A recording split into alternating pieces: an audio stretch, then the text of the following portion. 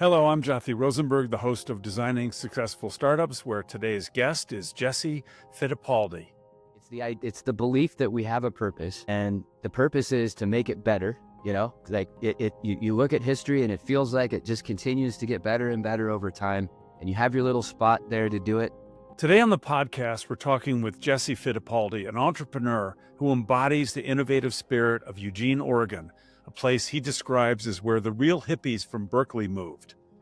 Jesse takes us inside the creation of Arcimoto, the unconventional electric vehicle startup that dared to reimagine transportation from a small Pacific Northwest town. What would vehicles look like in a world of autonomy when cars are no longer extensions of our identity, but purpose-built machines for getting from point A to point B? This question led Jesse and founder Mark Frohmeyer to pursue a vision that traditional auto manufacturers wouldn't touch, creating a small, efficient, three-wheeled electric vehicle that challenged the status quo. From securing initial investment from legendary banker Bill Hambrecht to their groundbreaking Regulation A IPO that raised $19.5 million, Jesse shares the triumphs and struggles trying to disrupt one of the world's largest industries with less than a quarter of the typical billion-dollar budget. Now leading a biotech startup focused on developing new proteins to treat neurological diseases, Jesse continues to be driven by a simple yet powerful purpose: to make things better. Join us for a conversation about entrepreneurial grit, challenging industry norms, and creating a future that resembles Star Trek more than the status quo. Well, hello, Jesse, and thanks for being on the podcast. Love it. Good morning. Hey, I'd like to start with letting people know where you are, where you're from. So where are you originally from? Grew up in Eugene, Oregon, Springfield and Eugene, Oregon, which is, famously known as the spot where Nike was founded. So it's Tracktown, USA, University of Oregon, and a beautiful Pacific Northwest little community. It was another refuge for hippies, wasn't it? At some point? Yeah, definitely. When I was a kid, I heard often that the real hippies from Berkeley moved to Eugene. So it was like, we've got the country fair here, which is a big party out in the woods. It's been going on since the 60s. And we've got the Saturday market and farmers market that's been going on. I think it was founded in 1970. And there's just a lot of the folks that live here are down to earth, so to speak. A lot of the things that happen here happen in Eugene is because people just have a very strong belief system, Well, I guess you could say maybe the same thing is true for the startup you got going not that long ago called Arcimoto. You don't normally think of a automotive startup coming out of Eugene, Oregon. Mm-hmm. So tell us how that happened. Yeah, amazing adventure. Mark Frohmeyer was the founder of Arcimoto, and you could call him a hippie. His father was the president of the university, famously, and had a lot of political influence or participation in the state. So I feel like Mark had a lot of that belief in him about how to do things better, and transportation was something that if you study it, it could be done better. And it leads to, the system is, inefficient. The vehicles are inefficient. And it's just ripe for disruption. And there was like this kind of paradigm moment, this opportunity where if you started thinking about what the form factor of a vehicle would be after autonomy comes online and the consumer model changes, the ownership model changes of vehicles, it's highly likely that the vehicle form factor is going to change. And in that likely will also be a major change in how cities are designed and all that stuff. So in the beginning, that question really, I think, sparked the vision of Arcimoto, right? Which is this is an opportunity that no one's working on. No one is looking at the form factor of a vehicle after it can drive itself, and you're just calling it up and it's taking you to the movie. It's not your identity. It's a purpose-built machine. That was really exciting to me, that idea that we could participate in this shift. Mark invited me down to meet with a large company that was working on autonomy at the time in 2015. And we were invited to go tour their Black Ops, I call it. And it was like for me, it was like entering the Star Wars hangar. So we met the team that was working on that, and they were really the only team at the time that had made major headway in that space. And it created this sense of believability that this was happening at some point, that again, we had the opportunity to work on that form factor. So the second trip that we took down there, this was before I was with the company, Mark and I went and we met with that group again. And then we happened to meet with Bill Hambrecht, who's a legendary banker, Hambrecht and Quist. He did Google's IPO, or was involved in Google's IPO, came up with the idea of the auction. He's involved in Apple's IPO, just legendary guy. And him and Clay Christensen were contemplating, what is disruption? How does disruption work? And in fact, I think maybe that Clay Christensen disruption theory wasn't even invented when they were asking the question, how do business ecosystems that seem to be flush with incumbents, all of a sudden get destroyed by some new company that comes in and just wipes everybody out? And that was the, the Christensen model of disruption, and our product fit that model, right? Our cost was lower, our utility was less, but it opened up this opportunity for people that couldn't participate before because of the price point, and it had the right utility set for them that they would participate, and that would become this new marketplace. So Bill was really into that, and we fit that model, and so he gave us a cool check for $2 million. There was like a secret algorithm that they used to like determine whether or not you fit. And if you fit the algorithm, I mean, this is the story. If you fit the algorithm, then they would invest in you. I love that story. I love the idea of, somebody just betting on academic principles, Right. Pretty fun. So it was 3-wheel vehicle. It was small. It was lightweight. Fully electric. So it would be, really the first small form factor electric vehicle that met the utility set that we met. I mean, no one else has ever produced a vehicle like it. So small form factor, typically you would see this as a neighborhood electric vehicle that's limited to speeds of 35 miles an hour or 45 miles an hour. And our vehicle could participate on all the roads. So it could go on the freeway if you wanted to take it. So it had high speed, all electric, carried 2 people, had dual seatbelts and a enclosure over the top of you. Really, really fun. I feel like if you had built this company in Europe, they would have gotten it completely. It would have been very straightforward for them to say, oh, this is great. I mean, they're already driving these tiny Fiats and these, the idea of people that just drive around in pickup trucks, never once putting anything in the bed, is unheard of over there. The road system is built with freeways and highways and interconnected systems that get you from, a lot of the U.S. cities are built this way. So those small form factor vehicles are good for a neighborhood, right? If you live in Venice Beach and you're just ripping around Venice Beach, it's great. But if you want to go to, the other side of LA, you have to go through, you have to get on some freeways to do that. And so it really limits the utility of the vehicle. And you're right, like the kind of the funny thing, and was actually your leading question into is like, why Eugene, right? So, we're building vehicles in Eugene, which is definitely not known for that. Well, actually there's a lot of motorhome production that was done here. So there was some like ideas that, this wasn't a deal breaker, right?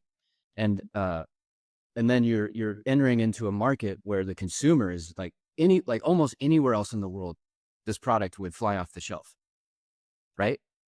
The U.S. is probably the worst market to try to enter with a small form factor vehicle, where the identity of the consumer is wrapped into the car. Like this is a very challenging place to do this, but our belief system was everything's going to be automated, so it doesn't matter where it's built, right? China's going to automate the systems to build the things. Why don't we automate the systems to build the vehicle? So that's not That's not a deal breaker. The consumer, when you talk to people on the street, the consumers are looking for this product. They want something like there is enough consumers wanting a small form factor, efficient vehicle that just, I mean, our vehicles are very, very efficient, and so enough consumers to make the product at least as large as Harley. And so those points of contention were, I feel like were addressable.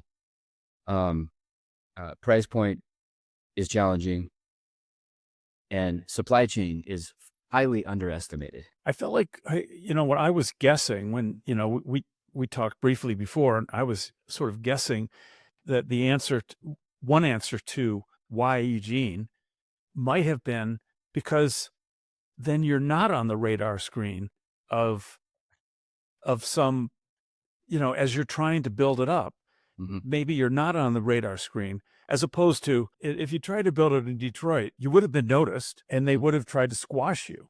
Hmm. Yeah, possibly. Yep. The reason for me personally to do it in Eugene, so it's a personal thing, is that I feel like to take on big projects like this is ostentatious. Like this is absolutely insane to try to start an automotive company. Absolutely insane. In order to do that, you need to have more belief principles set that drive you daily to get through those things.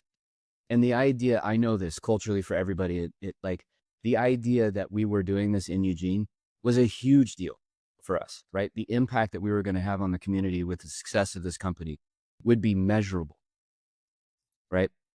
And for instance, it doesn't sound like a lot. And I when I say this number, it's this was a moment in time in the company's while we were scaling it. We were doing a business, we'd always have every week we'd have a full team meeting. And I remember we were at 75 people, which is nothing. But then I started thinking that all 75 of those people lived in a house with a family. And if you wrap those houses around cul-de-sacs, right? Like how many cul-de-sacs is that? And how large of a neighborhood, how many houses does 75 houses, what does that look like? And in Eugene, that's a measurable, that'd be a measurable neighborhood, right? It would be significant.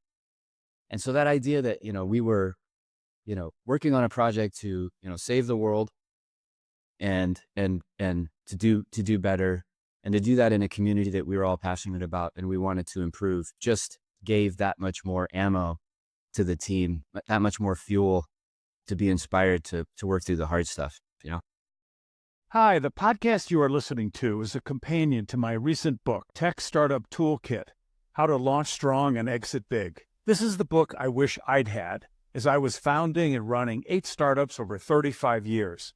I tell the unvarnished truth about what went right and especially about what went wrong.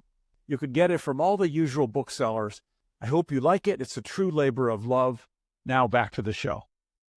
Did anybody else invest besides Bill after you got going? Yeah, I mean, yeah, we had it was, that time period was very challenging because Tesla was, being shorted.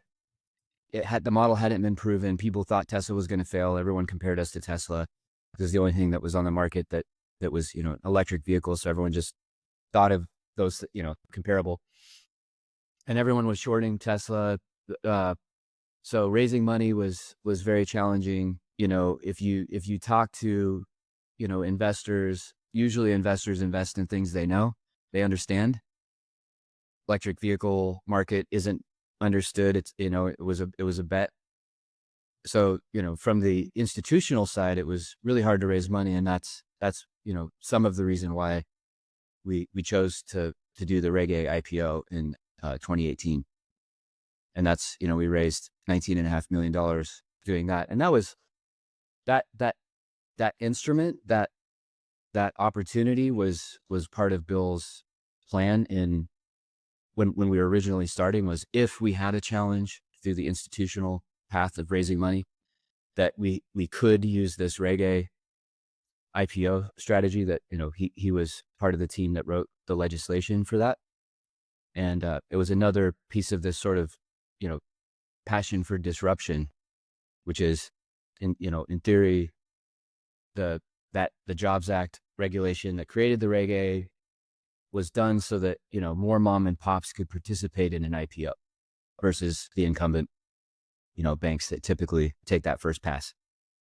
So that was part of his story that he thought could be an option for us if we got into a pickle.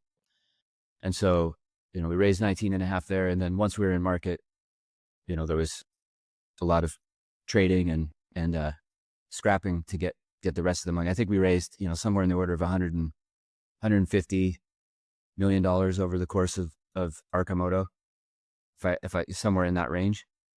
And, so this is another to your like the questions of like, why, when everyone like, why did you do this when this condition exists, right? So automotive typically takes $1 billion to get a vehicle into production, not a company, a vehicle, $1 billion.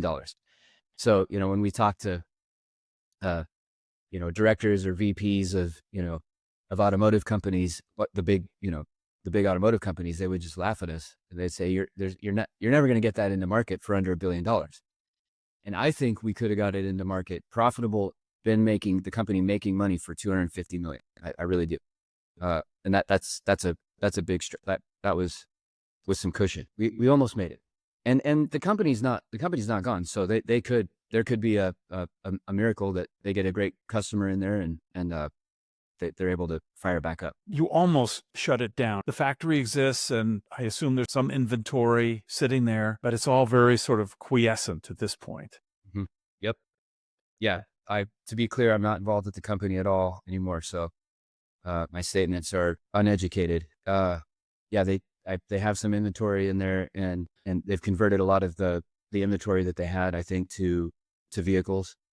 And so they have the opportunity to continue to test pilot the vehicles, which is what we were really at that stage of, right? We were testing the consumer market, and we were testing the various options of that vehicle with potential large customers that would buy them into their fleet. You believe there's a future for the whole concept too, that the time wasn't right, the place wasn't right, a number of things weren't right, but that it has a future.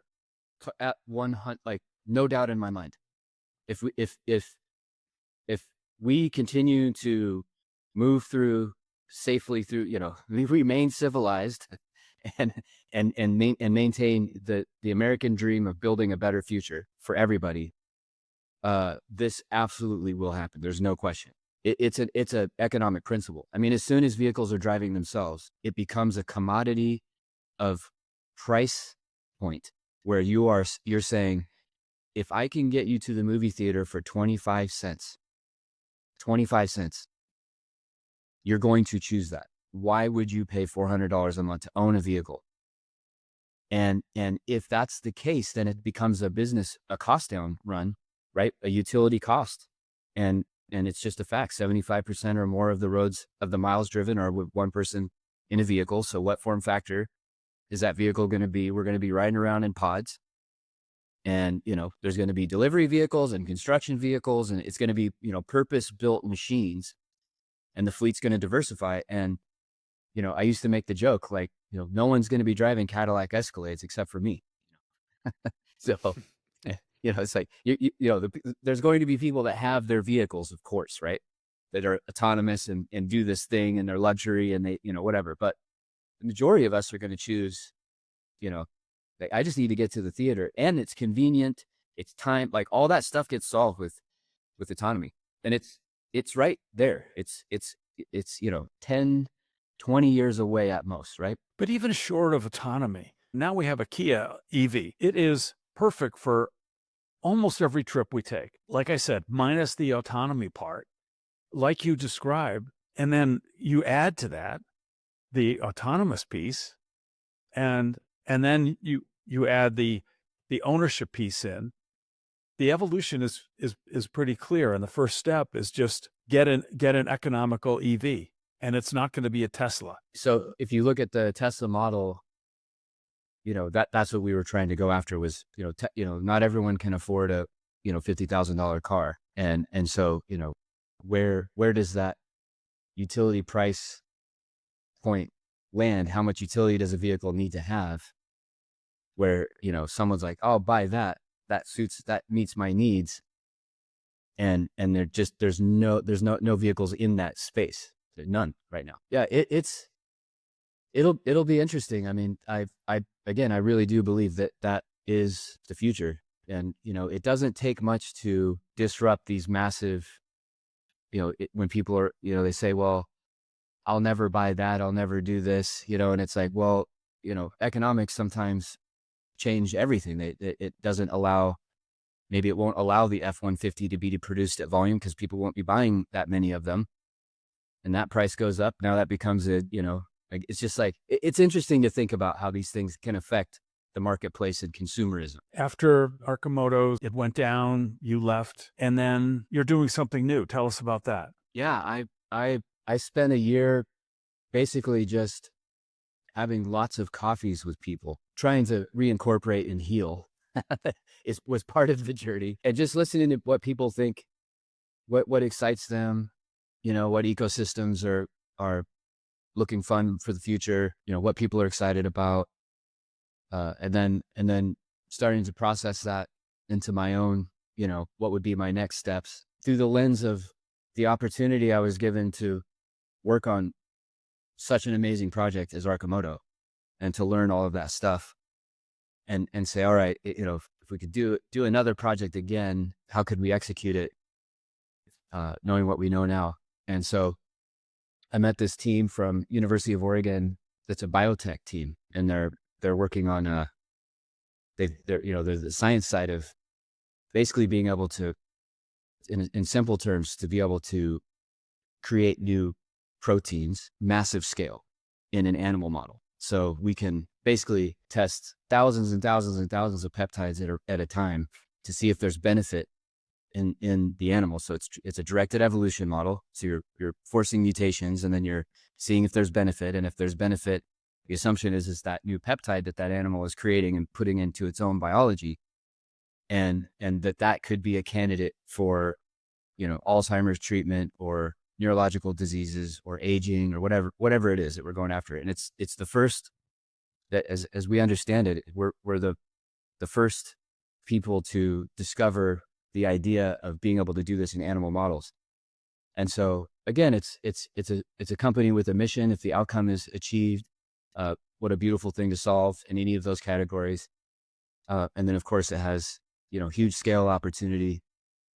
And the team I love the team, which is just a huge part of it. The daily grind, figuring out how to get this stuff going. So the company's called eBio, and there's this flourishing community here in Eugene that's kind of come out of, Phil Knight's investments in the U of O campus, right? There's all this new science that's happening over there, and there's a disconnect between the science and the monetization piece. And so this was just, for me, was like the absolute perfect fit, which was, I want to see one of those ideas flourish. I want to see that whole life cycle happen where, a generous donor helps, create this idea. And then out of that comes new ideas, and out of that comes new businesses. And then all of a sudden we're solving stuff. So sounds great. Sounds like you found something perfect. That's great. thank you. I actually only have one final question for you. What you did, that clearly took a lot of grit to do it, and what you went through to, build it up to what it was. And I'm always curious to talk to startup people and ask them, what is your source of grit? Where did it come from? Wow, that's a good question. We've got a purpose here. It's the belief that we have a purpose, and the purpose is to make it better. You look at history, and it feels like it just continues to get better and better over time.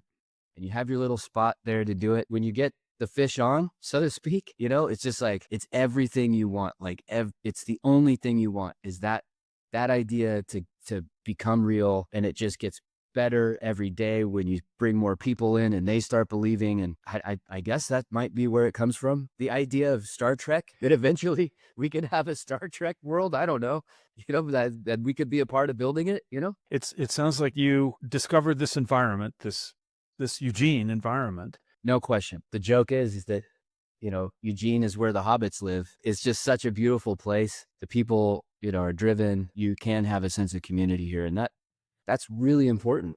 That community is everything. I mean, when you see people smiling, everyone's smiling because of the good work that everyone's been doing. It's outstanding. Yep. Well, thanks for doing this. It's a pleasure to talk to you. I could talk about Arcimoto in more detail for hours, but we had to limit it. But it was wonderful to hear this much about it. I appreciate it. Thank you. Thank you. I had a great time. All right. See you later. And that wraps up our conversation with Jesse Fittipaldi. Here are the key tools from Jesse's toolkit for your own entrepreneurial journey. First, purpose-driven innovation. Jesse's work at Arcimoto wasn't just about building electric vehicles. It was reimagining transportation for an autonomous future. Having a clear why gives you resilience when challenges arrive. Second, community as fuel. The measurable impact Jesse's company could have on Eugene became powerful motivation during difficult times. Consider how your venture connects to and uplifts your community. Finally, resource creativity. Jesse's team aimed to build a vehicle for a quarter of the typical billion-dollar budget, forcing innovative approaches that larger companies might overlook. As Jesse put it, true grit comes from the belief that we have a purpose here, to make it better. That mindset is perhaps the most important tool of all. Join us next time as we continue exploring the strategies that drive successful tech entrepreneurs. The show notes contain useful resources and links. Please follow and rate us at podchaser.com/designing successful startups. Also, please share and like us on your social media channels. This is Jothy Rosenberg saying, TTFN, ta-ta for now.